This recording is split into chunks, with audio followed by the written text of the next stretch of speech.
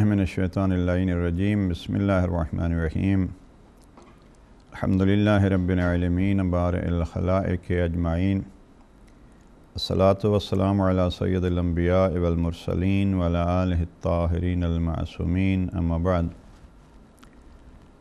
تقاضۂ کربلا کے عنوان سے آج کا یہ ہمارا آخری سیشن ہے۔ گزشتہ 8 پروگراموں میں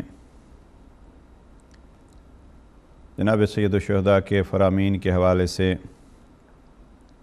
کوشش کی ہے کہ عزاداران سید الشہداء کی خدمت میں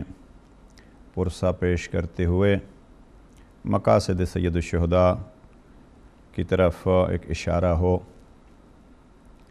اس آخری سیشن میں اس دعا کے ساتھ گفتگو آگے بڑھاتے ہیں کہ پروردگار عزاداران سید الشہداء جہاں کہیں بھی جس انداز میں بھی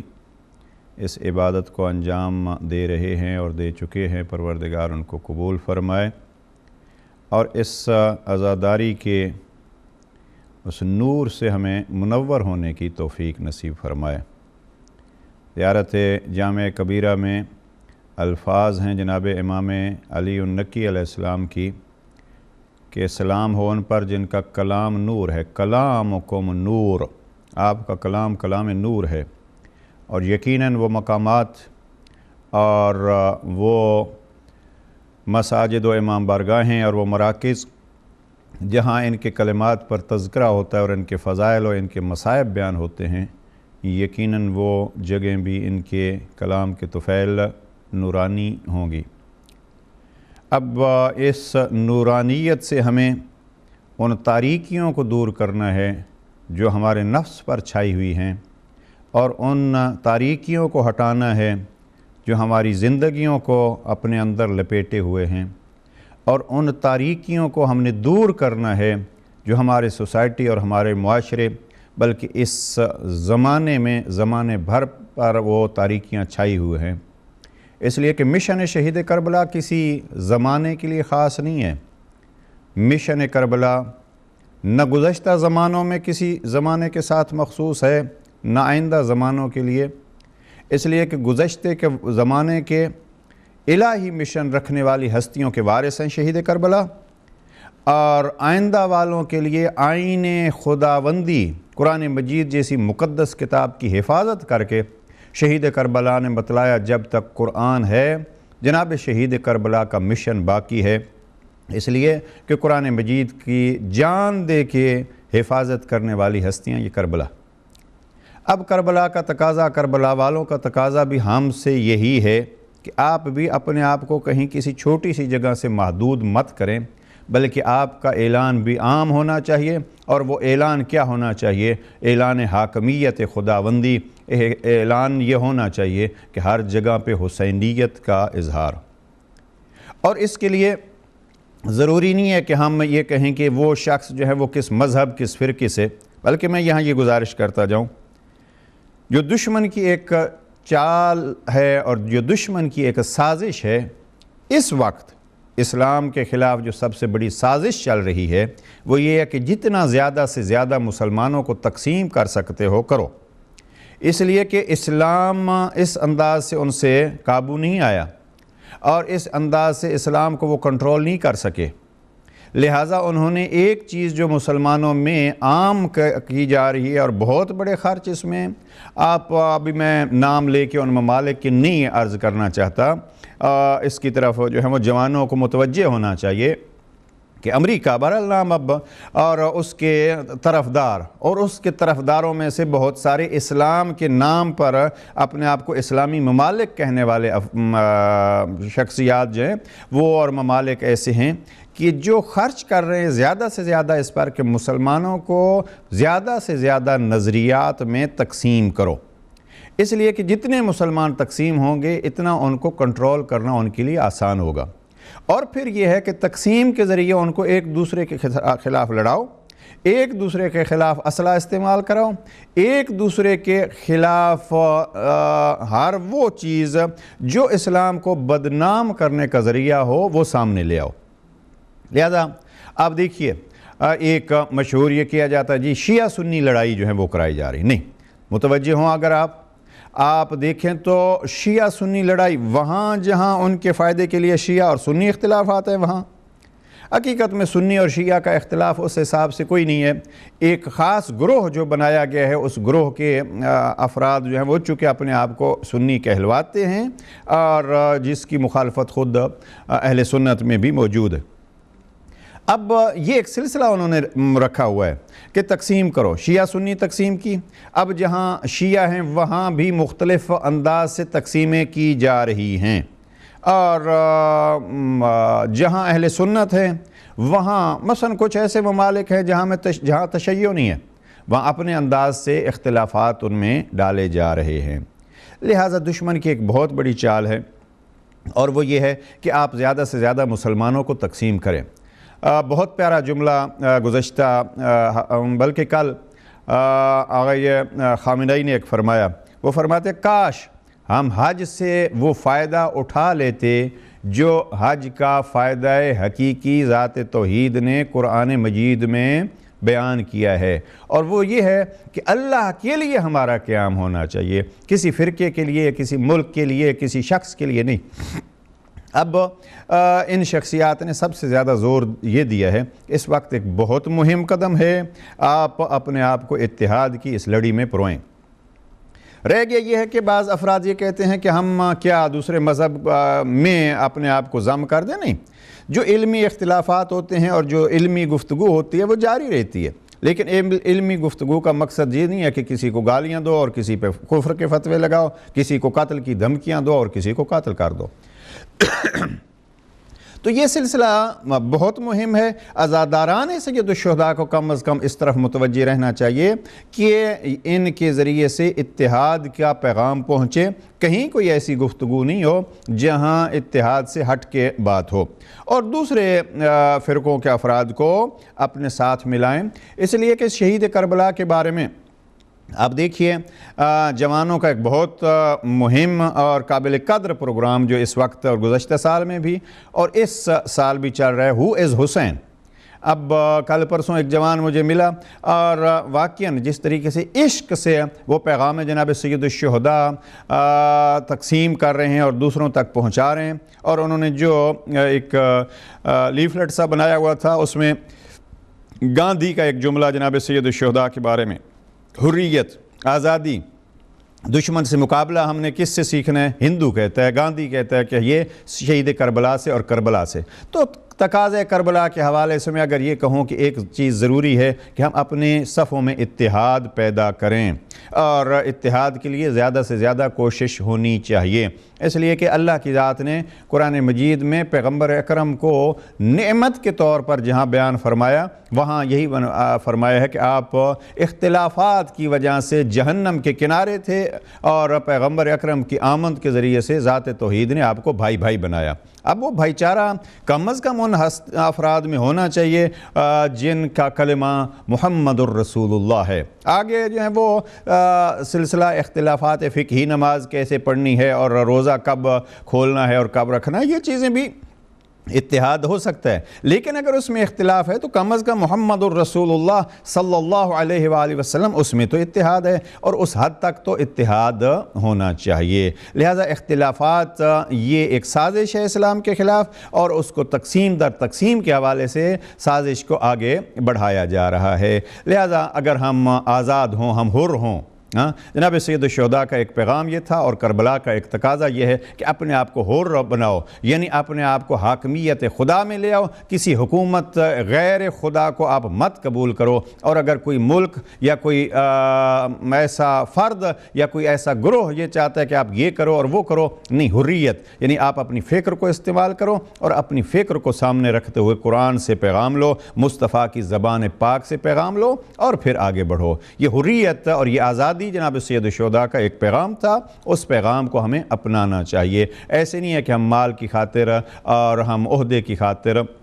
جو کوئی جو کچھ کہے اس کو قبول کر لیں۔ لہذا اتحاد کی ضرورت ہے، اور اتحاد تبھی ہو سکتا ہے جب ہم حریت کے ساتھ آئیں گے، اور حریت کے اگر یہ کہوں کہ حریت کے بادشاہ کا نام حسین ابن علی ہے، اس لیے کہ اس نے سارا کچھ قربان کر دیا لیکن اپنے آپ کو آزاد رکھا۔ کس سے آزاد رکھا؟ غیر خدا کی بندگی سے آزاد رکھا، اور فقط بندگی الہی اختیار کی، سارا کچھ دے دیا لیکن بندگی خداوندی کو نہیں چھوڑا، اپنے آپ کو سپرد کر دیا تو اللہ کی ذات کے۔ تو ہمیں بھی تقاضا کربلا ہم سے وہی ہے جو جناب سید الشہداء چاہتے ہیں، میں جو کر رہا ہوں آپ بھی اپنی زندگیوں میں اس کو اپنائیں۔ اب حریت کے لیے بلکہ جناب سید الشہداء کا اپنا ایک فرمان ہے۔ جناب سید الشہداء اپنے فرمان میں آخری جب ظلم کی انتہا ہوتی ہے تو وہاں جناب سید الشہداء فرماتے ہیں لم یکن لکم دین فکونوا احرارا فی دنیاکم، اگر آپ کا کوئی دین نہیں ہے، آپ دین سے دور جا چکے ہیں تو کم از کم انسان تو بنیں، اور انسانیت کے حوالے سے آپ وہ کچھ کم از کم نہ کریں۔ یہ حقیقت میں مصائب کے حوالے سے تھا کہ جو انسان کی شرافت سے دور ہے۔ دیکھیے یہاں جناب سید الشہداء کا مقتل خوارزمی نے اس کو لکھا ہے، لکھتا ہے کہ جناب سید الشہداء جب زین ذوالجناح سے اتر چکے ہیں تو اس وقت جناب سید الشہداء پر مختلف اطراف سے حملے ہو رہے ہیں اور سخت قسم کی مصیبتیں جناب سید الشہداء کے پیش ہیں، اور جناب شہید کربلا خاک و خون میں غلطاں ہیں۔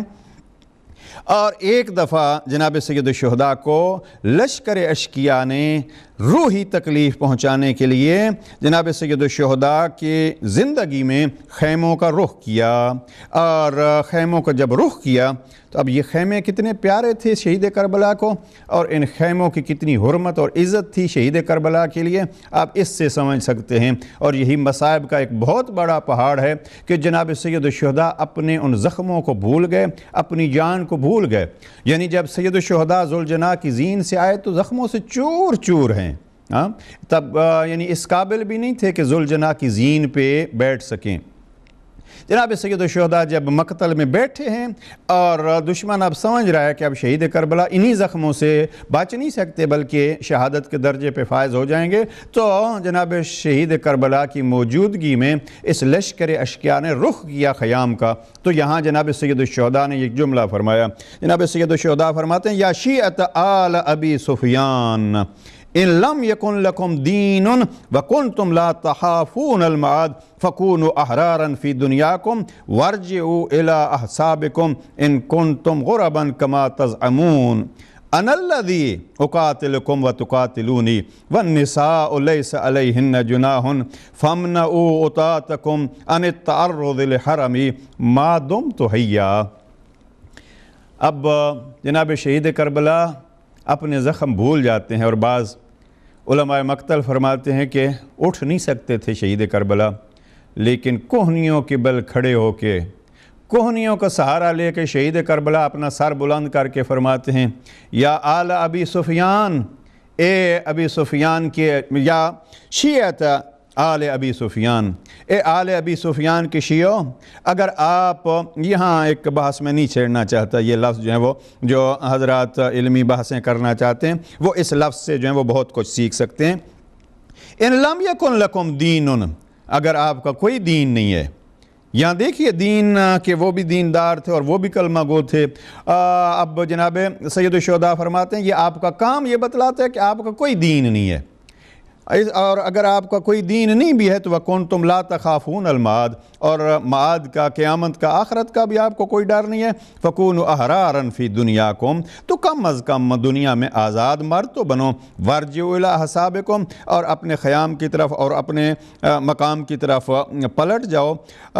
انا الذی اقاتلکم وتقاتلونی، میں ہوں جو آپ کے ساتھ لڑ رہا ہوں اور لڑتا رہا ہوں اور آپ میرے ساتھ لڑو۔ والنساء لیس علیہن جناح، ان عورتوں نے تو کوئی گناہ نہیں کیا، ان عورتوں نے تو آپ کے ساتھ جنگ نہیں کی۔ فامنعوا اطاعتکم عن التعرض لحرمی، اپنے ان فوجوں کو، اپنے اس لشکر کو میرے حرم کی عزت کی پامالی سے روک لو۔ اور پھر شہید کربلا فرماتے ہیں ما دمت حیا، میری زندگی میں یہ کام نہ کرو۔ گویا شہید کربلا فرماتے ہیں میری زندگی کے بعد تو آپ نے ان حرم کے ساتھ اور ان خیام کے ساتھ کیا کیا کرنا ہے، لیکن میری زندگی میں حریت شہید کربلا یہ گوارا نہیں کرتی کہ آپ اس قسم کا ظلم کریں۔ اب یہاں کم از کم 30,000 افراد، اور اس 30,000 افراد کے اس لشکر میں جناب سید الشہداء کے اس خطاب کو کس کس نے سنا، لیکن کیا کیا جائے، پھر بھی بہرحال اس زمانے میں بھی ایسے افراد ہیں جن کو دلیلیں چاہیے کہ حق پر کون تھا اور باطل کون، اور پھر وہ اس حد تک چلے جاتے ہیں کہ یزید کی بھی رحمت کے لیے رب سے درخواستیں کرتے ہیں اور اس کی کو بھی رضی اللہ کے عنوان تک کوشش ان کی یہ ہے کہ وہ ثابت کریں۔ بہرحال یہ ایک جناب سید الشہداء کا اپنا فرمان ہے، اور جناب سید الشہداء کا ہم سے بھی تقاضا یہ ہے کہ اگر کوئی دین کا قائل نہ ہو، کوئی معاد کو نہ مانتا ہو، لیکن حریت اور انسانیت پھر بھی مد نظر رہنی چاہیے۔ لہٰذا جناب سید الشہداء ایک حریت کا درس دیتے ہیں اور یہاں ان کو یہ پکار کے کہتے ہیں۔ لہٰذا شعراء نے بھی اپنے کلام میں اس حریت کو خاص کر ایک موضوع بنایا ہے۔ مثلا اقبال فرماتے ہیں در نوائے زندگی سوز از حسین، کہ زندگی کی ان رفتار میں اور زندگی کی اس صدا میں جو درد ہے اور جو وہ لے ہے وہ سید الشہداء سے لینی چاہیے۔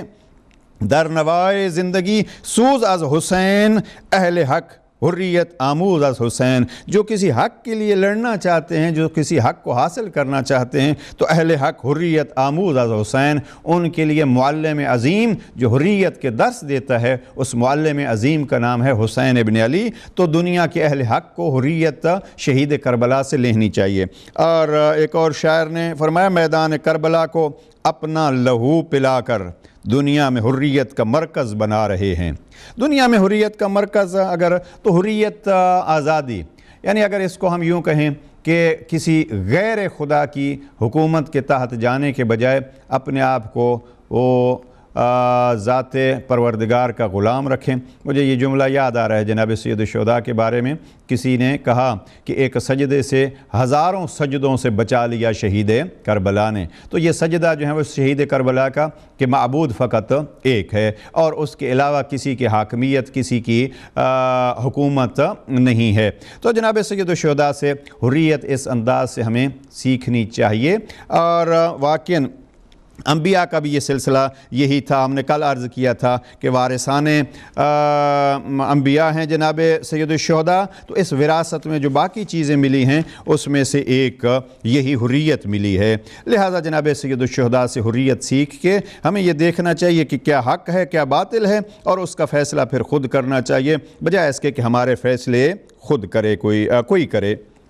ہمیں اپنے فیصلے خود کرنے چاہیے۔ بہرحال جناب سید الشہداء کا ہم سے تقاضۂ حریت ہے، اور تقاضۂ حریت ہم سمجھتے ہیں حریت یہ ہوتی ہے کہ کسی کے ہم درپے نہیں ہوں، نہیں، حریت یہ ہوتی ہے جیسے جناب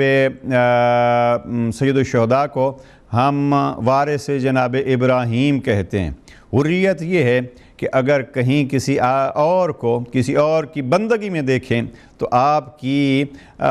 طبیعت اور آپ کی فطرت تڑپ جائے اور اس کو بھی دوسروں کی بندگی سے نکال کے حریت کی طرف لے آ کے اس کو رب کا بندہ بنائیں۔ اس لیے کہ حریت حقیقی ہے ہی یہی کہ جس نے خلق کیا ہے بس اس کی بندگی، کسی اور کی بندگی نہ ہو۔ اور یہی مشن تھا اور یہی تقاضا تھا انبیاء کا، جو تقاضا جناب سید الشہداء کا بھی ہے۔ تو اب اگر ہم کربلا کو اس نگاہ سے دیکھیں کہ کربلا یہ چاہتا ہے کہ ہاں غیر خدا کی حکومت کو ٹھوکر مار دو، خواہ آپ کو اس کے لیے کتنی ہی قربانیاں ادا کرنی پڑیں۔ اور انبیاء نے اب دو ہستیوں کو بالخصوص دیکھیں، جناب موسیٰ تو پل رہے ہیں کہاں؟ وہاں محلات میں۔ اب محلات میں پلتے ہوئے جناب موسیٰ کو خاموش رہنا چاہیے تھا، اس لیے کہ زندگی جناب موسیٰ تو بڑی سکون سے یقیناً ہوگی، بڑی آرام سے ہوگی، اور کچھ بھی نہ ہوگا تو کم از کم ان محلات میں تو تھی۔ جو فرعون خدائی کا دعوے دار تھا، اور آپ پڑھتے رہتے ہیں اور سنتے رہتے ہیں کہ کیا کیا اس نے اپنی اس زندگی کے لیے جنت بنانے کے لیے کیا ہوا تھا۔ ہر سہولت وہاں جناب موسیٰ کو میسر تھی، لیکن جناب موسیٰ کو ایک چیز میسر نہیں تھی، اور وہ یہ حکومت الہی کہ یہ دعوے دار ہے کہ میری حکومت ہے۔ اب جناب موسیٰ کو وہ قبول نہیں اور اس کے خلاف آواز اٹھائی، اور اس آواز اٹھانے پر سب سے پہلی تکلیف جو جناب موسیٰ کو ہوئی وہ یہ ہوئی ہے کہ اس محل کو چھوڑنا پڑا اور مدین کی طرف اور جناب شعیب کی طرف جانا پڑا، اور وہ سفر صعوبت اختیار کرنا پڑا۔ تو جناب شہید کربلا نے بھی سب سے پہلا قدم یہی اٹھایا کہ جب وقت کے فرعون نے بیعت چاہی جناب شہید کربلا سے، تو اپنا سکون اور مدینے میں اپنی ماں اور اپنے بابا کے مزار کو چھوڑا اور اس کو قربان کر کے پہلی قربانی اور پہلا خرچ ادا کر کے مکہ کی طرف آئے۔ تو یہ اللہ والوں کے اپنی سہولتیں بھول کے انسانیت کو خدا کی حکومت میں لانا ان کا مشن تھا۔ دوسری طرف آپ دیکھیں جناب ابراہیم کے دور میں جناب سید الشہداء وارث ابراہیم ہیں، تو جناب ابراہیم کی ذاتی زندگی کو وہاں کوئی تکلیف نہیں تھی۔ جناب ابراہیم کا چچا جو بت بیچتا تھا اور بت پرست تھا، وہ اپنے طور پر اس علاقے کا اور اس منطقے کا ایک سردار تھا، اور لوگ اس کو اس انداز سے کہ یہ ہمارا بڑا ہے عزت کرتے تھے۔ لیکن جناب ابراہیم نے دیکھا کہ نہیں، حکومت خدا کے خلاف قدم اٹھایا جا رہا ہے، تو جناب ابراہیم نے پھر وہ مصیبتیں برداشت کی ہیں جو قرآن مجید کی اندر بھی موجود ہیں، لیکن اپنی سہولتوں کو، اپنے سکون کو اور اپنی اس ایک آرام دہ زندگی کو قربان کر کے جناب ابراہیم نے وہ قدم اٹھایا اور اس مخصوص انداز سے حکومت الہی کے قیام کی طرف لوگوں کو متوجہ کیا۔ لہٰذا انبیاء کا ایک مشن تھا، اور وہ مشن اب کل ہم نے گزارش کی تھی سورہ شعراء کی بعض آیات کا اگر آپ مطالعہ کریں، جناب نوح نے کیا کہا تھا؟ کذبت قوم نوح المرسلین اذ قال لهم اخوهم نوح الا تتقون۔ یہ سب نبیوں کا ایک ہی سلسلہ اور ایک ہی دعوت تھا، اور اس دعوت کی طرف یہ کہہ رہے تھے الا تتقون۔ کذبت عاد المرسلین اذ قال لهم اخوهم ہود الا تتقون۔ کذبت ثمود المرسلین اذ قال لهم اخوهم صالح الا تتقون۔ اور یہی جناب لوط کے لیے ہے، تو یعنی ایک ہی ان کی دعوت تھی الا تتقون، کیا آپ کسی اور سے ڈرتے ہو؟ خوف خدا ہی آپ میں نہیں ہے؟ یعنی اللہ والے اللہ کے بندوں کو اللہ کی طرف لا رہے ہیں، اور ان سب کے وارث کا نام شہید کربلا ہے۔ جناب امام حسین علیہ السلام نے یہ وراثت لی، اور ہم نے کل عرض کیا تھا کہ اگلا مرحلہ جو تقاضا ہے ان انبیاء کا وہ یہ ہے کہ افراد سے کہتے تھے ہمارے ساتھ شامل ہو جاؤ۔ جناب سید الشہداء نے بھی یہی کیا، افراد کو اپنے ساتھ شامل کرنے کی اس وقت بھی کوشش تھی، اور یہ کوشش قیامت تک باقی رہے گی، اور وہ حال من ناصر ینصرنا کی صدا جناب شہید کربلا کی گونجتی رہی اور گونج رہی ہے اور گونجتی رہے گی، اور ہر دور میں یقیناً کچھ ایسے سید الشہداء کو فداکار ملتے رہے ہیں اور ملتے رہیں گے جو ہزاروں سال کے وقفے کے بعد بھی شہید کربلا کی حال من ناصر کی صدا پہ لبیک کہتے ہوئے یہ بتلات دیتے ہیں کہ اولاد کا قربان کرنا اور یہ جانوں کا نذرانہ پیش کرنا یہ سیرت جناب سید الشہداء ہے۔ اور ان کا یہ بھی اعلان ہوتا ہے کہ کوئی یہ سمجھے کہ کسی کی اولاد کو قتل کر کے، کسی کا سر کاٹ کے اور کسی کو گولیوں سے چھلنی کر کے یہ مشن مٹ سکتے ہیں، تو نہیں، یہ کربلا کا بڑا واضح اعلان ہے، بلکہ وراثت انبیاء کے حوالے سے ہر نبی کا یہ اعلان ہے کہ اگر اکیلا ابراہیم بھی ہو تو وہ آگ میں جا سکتا ہے، لیکن ابراہیم کے آگ میں جانے سے ابراہیم کا تذکرہ مٹے گا نہیں، بلکہ محلات نمرود میں بھی ابراہیم کا تذکرہ اور بڑھے گا۔ لہٰذا آج اگر کوئی یہ سمجھتا ہے کہ تشیع پہ یا عزاداران سید الشہداء پہ ظلم کر کے شاید یہ مشن مٹ جائے گا، نہیں، یہ مشن مٹتا نہیں ہے، اس لیے کہ ان خون کے قطروں سے پھر یہ صدا آتی رہتی ہے کہ ہمیں کس جرم میں قتل کیا جا رہا ہے۔ رہ گیا یہ کہ جی ہم مٹا کے دکھائیں گے، مٹا کے دکھانے والوں نے بھی بہت کوششیں کی، اور جناب ابراہیم کو اسی لیے آگ میں جلایا جا رہا تھا۔ چلو ہم یہ نہیں کہتے کہ ہم اپنے آپ کو مقام ابراہیم پر لا رہے ہیں، نہیں، ہم یہ کہتے ہیں کہ یہ سنت ابراہیم دہرائی جا رہی ہے، اس لیے کہ ہمارے امام شہید کربلا وارث جناب ابراہیم خلیل اللہ ہیں، اور جناب شہید کربلا کے ساتھیوں نے شہید کربلا کا ساتھ دے کے یہ بتلایا، اس وراثت میں آپ کا جو مشن ہے اے فرزند رسول، ہم بھی آپ کے ساتھ شامل ہیں، اور اس وراثت کی بقا کے لیے، اس وراثت کو دنیا والوں کے سامنے واضح کرنے کے لیے اگر ہمارے خون کی سرخ رنگینی شامل ہو سکتی ہے تو ہم کربلا کی مٹی میں اپنا خون شامل کر کے اس کو اور منور کریں گے کہ ہاں ہم وارث انبیاء کے ساتھ شامل ہیں۔ لہذا ہماری ایک کوشش یہ ہونی چاہیے کہ ان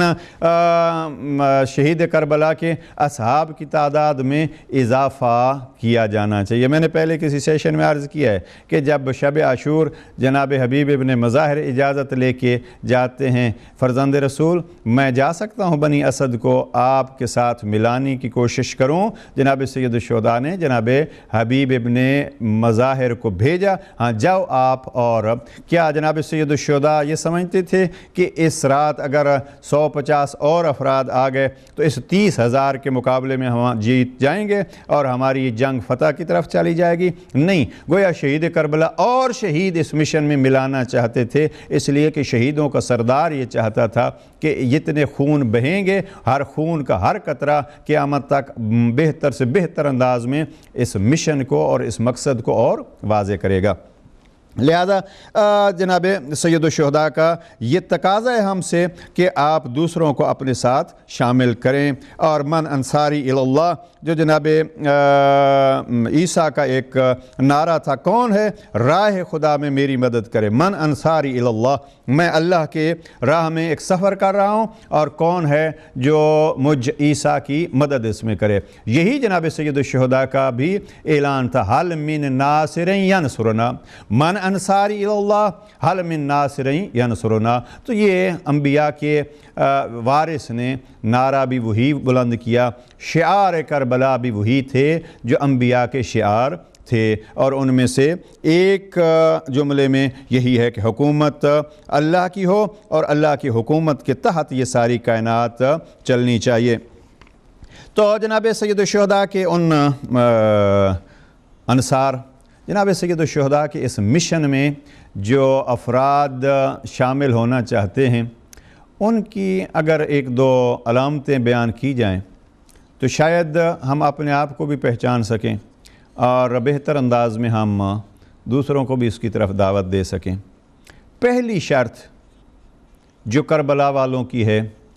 وہ ہے امامت پر یقین، اس لیے کہ جتنا امامت پر یقین ہوگا اتنے یقین سے پھر آدمی قربانی کے لیے تیار ہوگا۔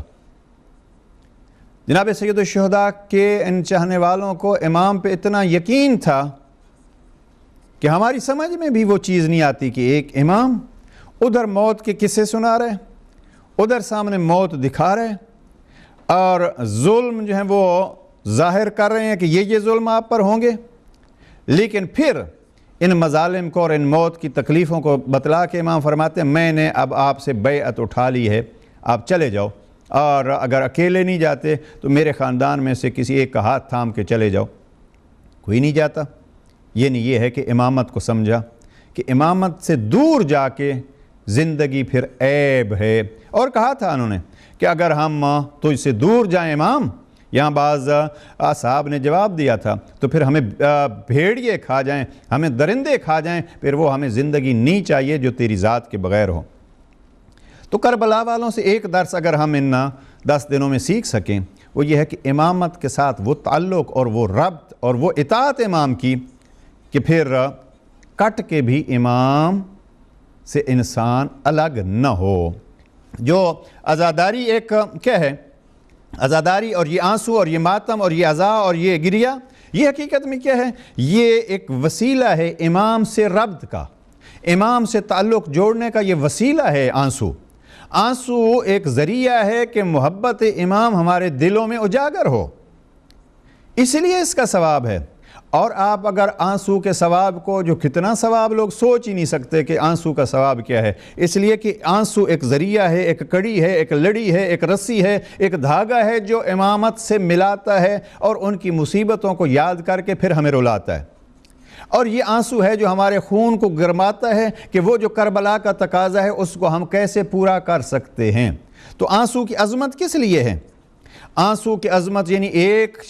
قطرہ اگر، بلکہ آنسو بہنے کے مکھی کے پر اتنا بھی آنسو نکلے تو وہ انسان جنت کا حقدار ہو جاتا ہے۔ کیوں؟ اس لیے کہ ساری احادیث میں جہاں آنسو کا تذکرہ ہے اور آنسو کی عظمت ہے، رونے کی عظمت ہے، زیارت کی عظمت ہے، سلام کی عظمت ہے، وہاں ایک جملہ تمام احادیث کے ساتھ آپ کو ملے گا، اور وہ یہ ہے کہ بے معرفت حقنا، امام کی حق کی معرفت ہو۔ آنسو بہے،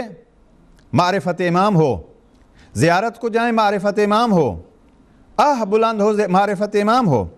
معرفت امام میں علماء کرام اور بعض حدیث میں یہ لفظ ہے کہ کم از کم معرفت کا تقاضا کیا ہے کہ آپ یہ سمجھیں کہ جس امام کے لیے ہم رو رہے ہیں، جس امام کے غم میں ہم آنسو بہا رہے ہیں، جس امام کی ہم زیارت کر رہے ہیں، جس امام کو ہم سلام کر رہے ہیں، وہ واجب الاطاعت امام ہے۔ کم از کم یعنی معرفت کا تقاضا یہ ہے۔ اب اگر ہم جناب سید الشہداء کے اوپر غم کرتے ہیں اور آنسو بہاتے ہیں اس لیے کہ یہ مظلوم تو وہ ہے، اب کیا کہیں؟ مقتل میں جب 11 محرم کو بیویوں کو لایا جاتا ہے، ہر مقتل والے نے یہ لکھا ہے کہ حالت یہ تھی کہ دشمن بھی بی بی کے بین سن کے اور بی بی کا بھائی کے ساتھ وہ خدا حافظی اور ملنا دیکھ کے رو رہا تھا، بلکہ میں نے بعض مقتل کی کتابوں میں دیکھا ہے حیوان تک بھی رو رہے تھے۔ وہ مظلوم تو اتنے ہیں، لہٰذا رونا اس وقت دوسروں کے رونے سے ہمارے رونے کو عظمت تب ملے گی جب ہم معرفت امام کے ساتھ روئیں۔ وہ رو رہے تھے لیکن معرفت امام نہیں کر رہے تھے۔ جناب مختار نے جب خلیق ظالم کو گرفتار کیا تو جناب مختار نے پوچھا تھا، خلیق تو اتنا بڑا ظالم، کیا کربلا میں تو بھی کبھی رویا تھا؟ تو اس نے کہا ہاں، ایک مقام ایسا تھا جب میں اپنے آپ کو جو بہت بڑا بہادر اور شجاع سمجھتا ہوں میں بھی رو پڑا۔ تو جناب مختار نے پوچھا خلیق کب رویا تھا؟ کہا جب ہم بھری فوج کے سامنے حسین 6 ماہ کے بچے کے لیے پانی مانگنے آئے۔ اس جملے کو جناب سید الشہداء نے بڑے درد کے ساتھ بیان کیا ہے۔ فرامین جناب سید الشہداء میں جہاں جناب علی اصغر کی شہادت ذکر کی ہے جناب امام نے، وہاں دیکھیے جناب شہید کربلا فرماتے ہیں یا اختہ اوسی کا بولدی الصغیر خیرا فإنہ طفل صغیر ولہ من العمر 6 اشہر، بہن میرا یہ چھوٹا بیٹا ہے، 6 ماہ کا بیٹا ہے، اس کا خیال کرنا۔ اور پھر جناب شہید کربلا 6 ماہ کے بیٹے کو اٹھاتے ہیں یا قوم اور آتے ہیں فوج اشقیاء کے سامنے، یا قوم قد قتلتم اخی و اولادی و انصاری، اے قوم اشقیاء تم نے میرے بھائی مار دیے ہیں، میری اولاد ذبح کر دی ہے، میرے دوست مارے گئے ہیں، وما باقی غیر ھذا الطفل، لیکن اس بچے سے ہٹ کے میرا کوئی نہیں رہا۔ درد بھرا جملہ دیکھیے جناب سید الشہداء کا، وما باقی غیر ھذا الطفل، اب میرا یہ ایک ہی مجاہد رہ گیا 6 ماہ کا، وہو یتلظی عطشا من غیر ذنب، اور یہ پیاس سے تڑپ رہا ہے، وہو یتلظی عطشا من غیر ذنب، کوئی اس کا جرم بھی نہیں ہے اور پھر بھی یہ پیاس سے تڑپ رہا ہے۔ اب علماء کرام نے یہاں لفظ تلظی کے معنی کیے ہیں، وہو یتلظی عطشا، یہ جناب سید الشہداء کے الفاظ ہیں، وہو یتلظی عطشا من غیر ذنب۔ عطشا کے لیے علماء نے بڑا خوب ایک تفسیر کی ہے، فرماتے ہیں کہ لفظ تلظی استعمال ہوتا ہے مچھلی کی حالت پر جب وہ پانی سے باہر نکلتی ہے اور اس پر 3 حالتیں اطاری ہوتی ہیں۔ پہلے وہ تڑپتی ہے، جب تڑپنے کی طاقت ختم ہو جاتی ہے تو سر کبھی دائیں مارتی ہے کبھی بائیں، اور جب سر ہلانے کی طاقت بھی ختم ہو جاتی ہے تو پھر وہ کبھی منہ کھولتی ہے اور کبھی منہ بند کرتی ہے۔ شہید کربلا، یہ فرمان جناب شہید کربلا میرے سامنے ہے، فرماتے ہیں کہ وَهُوَ يَتَلَظَّى عَطْشًا، میرا یہ 6 ماہ کا بیٹا پیاس سے یوں تڑپ رہا ہے، اب تڑپنے کی بھی طاقت ختم ہو گئی ہے، سر ہلانے کی بھی طاقت ختم ہو گئی ہے، اور اب منہ کھول رہا ہے اور منہ بند کر رہا ہے۔ اور جناب سید الشہداء کہتے ہیں کہ عطا الیکم، میں آپ کی طرف اس کو لے آیا ہوں، فاسقوہ شربتا من الماء، پانی کا ایک گھونٹ اس کو پلا دیجئے، یا قوم ان لم ترحمونی فرحموا ھذا الطفل۔ اب جناب سید الشہداء کے اس صدا پر کیا جواب ملا؟ خلیق نے جناب مختار کے سامنے یہ اقرار کیا۔ خلیق کہتے ہیں کہ ہم نے حسین ابن علی کے 6 ماہ کے بیٹے کو حرملہ کے ذریعے پانی پلا دیا۔ اور جب شہید کربلا وہ شجاع جو اکبر جیسے بیٹے کی میت خیمے میں پہنچا چکا تھا، جو فرات کے کنارے عباس جیسے بھائی کو خدا حافظ کر چکا تھا، لیکن کیا درد تھا اس 6 ماہ بیٹے کی شہادت پہ کہ جب خیموں کے قریب آیا نہ معلوم کیا سوچا۔ خلیق کے لفظ ہیں، فوج اشقیاء کے ایک ظالم کے لفظ ہیں جناب مختار کے سامنے، نہ معلوم شہید کربلا نے کیا سوچا۔ کبھی خیمے کی طرف آگے جاتا تھا، پھر پلٹ آتا تھا، پھر خیمے کی طرف جاتا تھا، پھر پلٹ آتا تھا، اور 7 دفعہ آگے گیا، 7 دفعہ پیچھے آیا۔ خلیق کہتا ہے یہ منظر دیکھ کے میں اپنے آپ کو بہادر کہتا تھا، لیکن میں بھی رو پڑا کہ کتنا مظلوم ہے۔ شاید گھبرا رہا ہوگا کہ اس معصوم کی ماں اس مظلومیت کو کیسے برداشت کر لے گی، لیکن حسین ابن علی کی عظمت پر قربان جناب شہید کربلا نے اس مظلومیت کو بھی سہ لیا۔ کس لیے سہ لیا؟ بہرحال عزیزان، 9 محرم ہے اور مصائب کے ایام ہیں، ان مصائب کو یاد کیجئے، شہید کربلا کے ان دکھوں کو یاد کیجئے، اور کہیں بھی جا کے بیٹھیں کسی شریف کے سامنے تو اس شریف کی ان دردوں کو بیان کیجئے، یقیناً اثر ہوتا ہے۔ اور ایک سوال ذہن میں کہ اس شریف نے اپنی یہ ساری قربانیاں کس لیے پیش کی تھیں،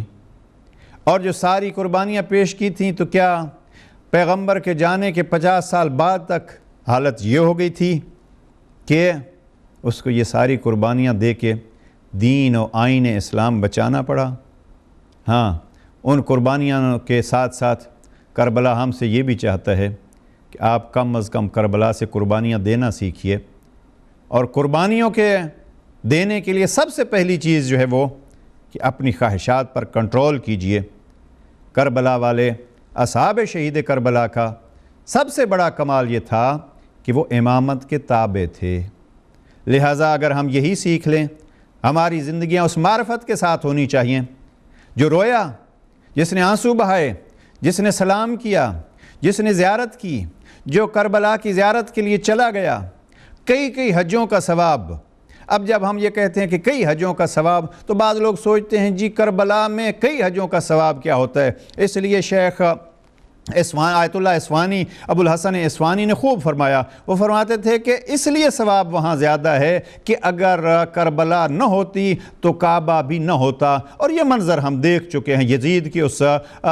تھوڑے سے دور میں کہ مکہ کے ساتھ انہوں نے کیا کیا ہے۔ لہٰذا عارفاً بحق کے ائمہ کے حق کی معرفت کے ساتھ، اور کم از کم ان کا حق کے معرفت کیا ہے کہ وہ ہمارے لیے واجب الاطاعت ہیں، ہمارے لیے ضروری ہے، ہمارے لیے واجب ہے کہ ہم اپنے امام کی اطاعت کریں۔ اور اگر ہم اس زمانے میں رہ رہے ہیں، ہمارے زمانے کا امام ہم سے غائب ہے، تو ہم اس غائب کے زمانے میں ہم کہاں سے اطاعت سیکھیں گے؟ اگر الفاظ امام ہم تک نہیں پہنچ سکتے تو شہید کربلا کے الفاظ ہمارے 12ویں امام کے لفظوں سے الگ نہیں ہیں۔ امیر المومنین کے نہج البلاغہ کے خطبات میں وہ صدائیں ہمارے 12ویں امام کی صداؤں سے الگ نہیں ہے، بلکہ ہم یوں کہنا چاہتے ہیں کہ قرآن کے وہ اوامر و نواہی ہمارے ائمہ کے اوامر و نواہی سے الگ نہیں ہیں، اس لیے کہ حدیث ثقلین کے اس اعلان مصطفی کے ذریعے سے قرآن ان کے ساتھ ہے، یہ قرآن کے ساتھ ہیں، لہٰذا جو قرآن کا حکم ہے وہ ان کا حکم ہے۔ لہٰذا ہمارا یہ سارا مشن، ہماری یہ ساری عبادتیں اطاعت امام کے تحت ہونی چاہیے۔ کربلا والوں نے پہلی چیز جو ہمیں سکھائی ہے وہ اطاعت امامت ہے۔ لہٰذا اگر کوئی کہے کہ کربلا والوں کا اور ان مجاہدین کا سب سے بڑا کمال کیا تھا، میں یہی کہتا ہوں سب سے بڑا ان کا کمال یہی تھا کہ وہ اپنی ذات سے بھی زیادہ، اپنی جان سے بھی زیادہ، اور اپنے ہر عزت اور ہر شرف سے زیادہ امام کی اطاعت پر فخر کرتے تھے۔ اور دوسری طرف حالت کیا تھی کہ جناب سید الشہداء یہ فرما رہے تھے الاسلام سلام از بولیت براء مثل یزید، ہم اس لیے آواز بلند کر رہے ہیں کہ اسلام پر ظلم یہ ہو گیا ہے کہ اب یزید جیسا شخص بھی اسلام کا سردار بن بیٹھا ہے اور اسلام کے طرف سے ایک نمائندہ بن بیٹھا ہے۔ لہٰذا جناب سید الشہداء نے اور بعض شہیدوں نے پھر یہ اعلان بھی کیا تھا امیری حسین نعم الامیر سرور الفؤاد بشیر نذیر۔ بہرحال وقت کے دامن میں اس سے زیادہ گنجائش نہیں ہے، اب قربانی ہائی ہے جناب سید الشہداء پہ نظر رکھنی چاہیے، ان انصار کے کمالات پر نظر رکھنی چاہیے۔ پہلا کمال یہ ہے کہ وہ مطیع امامت تھے، دوسرا کمال جو مختصر الفاظ میں یہاں عرض کرنا چاہتا ہوں وہ محافظ دین خدا تھے۔ جہاں جناب شہید کربلا حفاظت دین کے لیے یہ سارا کچھ کر رہے تھے، اسی طریقے پہ انصار جناب شہید کربلا بھی اس حفاظت دین خدا میں اپنے امام کے ساتھ شامل تھے۔ بلکہ کیا کہوں، امام جب اپنے ایک واجب کو یا امام اپنی عبادت نماز کو ادا کر رہے ہیں تو کچھ دو صحابی ایسے ہیں جو امام کی نماز کی حفاظت کر رہے تھے۔ تو کربلا والے ان اصحاب امام حسین علیہ السلام کا دوسرا کمال یہ تھا کہ وہ حفاظت دین خدا میں جناب سید الشہداء کے ساتھ شامل تھے۔ اور اسی حوالے سے زیارت جو ہم عید فطر اور عید قربان کے موقع پہ زیارت جناب سید الشہداء پڑھتے ہیں، اس زیارت میں جب ہم شہداء کربلا کو سلام کرتے ہیں تو مفاتیح الجنان میں سلام ہے۔ دیکھیے اس سلام کا لفظ یہ ہے کہ سلام ہو آپ پر اشہد انکم جاہدتم فی سبیل اللہ، یہ شہداء کربلا کو سلام ہے۔ اشہد انکم جاہدتم فی سبیل اللہ الذابون عن توحید اللہ، سلام ہو ان پر جنہوں نے راہ خدا میں جہاد کیا، سلام ہو ان پر الذابون عن توحید اللہ جنہوں نے توحید خدا کا دفاع کیا۔ الذابون عن توحید اللہ، یہ کون ہیں؟ یہ جناب سید الشہداء کے اصحاب کو سلام کیا جا رہا ہے عید فطر اور عید قربان کے موقع پہ مفاتیح الجنان کی زیارت کے مطابق الذابون عن توحید اللہ۔ شاید اسی لیے شہید کربلا ان کو بلا رہے تھے حل من ذاب یذب عن حرم رسول اللہ۔ جب سارے صحابی سو گئے تو پھر ان سوئے ہوں کو بلا رہے تھے، اے میرے بہادروں، اے دلاورو، کیوں سو گئے ہو؟ کون ہے جو اب حل من ذاب یذب عن حرم رسول اللہ، یہ رسول زادیاں اس صحرا میں اکیلی ہیں، آؤ اٹھو اور رسول زادیوں کا، رسول کی بیٹیوں کا، رسول کی نواسیوں کا دفاع کرو۔ مگر ہاں کربلا تیرا ذرہ ذرہ آج تک گواہ ہے، نہ وہ شہیدوں کو دوبارہ زندگی ملی اور اٹھے، کس نے دفاع کیا؟ ہاں بے دفاع تھیں جن کے عباس جیسے بھائی مارے گئے تھے، وہ بیویاں شام غریباں کو یہ پکار رہی تھیں واہ حجابا واہ عباسا، لیکن یہ ساری قربانی، پردے تک کی قربانی، چادر تطہیر تک کی قربانی دے کے پھر بھی یہ کہہ رہی تھیں جناب سید الشہداء کے ٹکڑے ٹکڑے لاش پہ کھڑے ہو کے زینب کبریٰ یہ فرما رہی تھیں حسین تیرے ساتھ وعدہ کر کے جا رہی ہوں، جو مشن بچانے کے لیے تو نے اپنی جان دی، اس مشن کو ظالموں کے گھر تک پہنچانے کے لیے زینب ہاتھ بندھوا کے، چادر لٹوا کے، قید اور اسارت کے مصائب جھیل کے کوفہ و شام میں جائے گی اور یزید کے محل تک بھی یہ پیغام دے دے گی کہ لا تمحو ذکرنا، تم ہمارا ذکر مٹا نہیں سکتے۔ پروردگار ان عظیم ہستیوں کی قربانیوں کا صدقہ، ان قربانیوں کی عظمت ہمیں سمجھنے کی توفیق نصیب فرما، اور ان قربانیوں کا جو ہم سے تقاضا ہے، اس کربلا کا جو ہم سے تقاضا ہے، اور وہ تقاضا یہی ہے کہ ہماری زندگیاں شہید کربلا کی زندگی کے سائے کی طرح گزریں۔ پروردگار ہمیں اس کی توفیق نصیب فرما اور ہمیں یہ پرسہ ولی برحق امام زمانہ کی خدمت میں پیش کرنے کی توفیق نصیب فرما۔ ربنا تقبل منا انک انت العلیم السمیع العلیم، اللہم کل ولیک الحجۃ ابن الحسن صلواتک علیہ وعلی آبائہ فی ہذہ الساعۃ وفی کل ساعہ ولیا وحافظا وقائدا وناصرا ودلیلا وعینا حتی تسکنہ ارضک طوعا وتمتعہ فیہا طویلا۔ والسلام علیکم ورحمۃ اللہ وبرکاتہ۔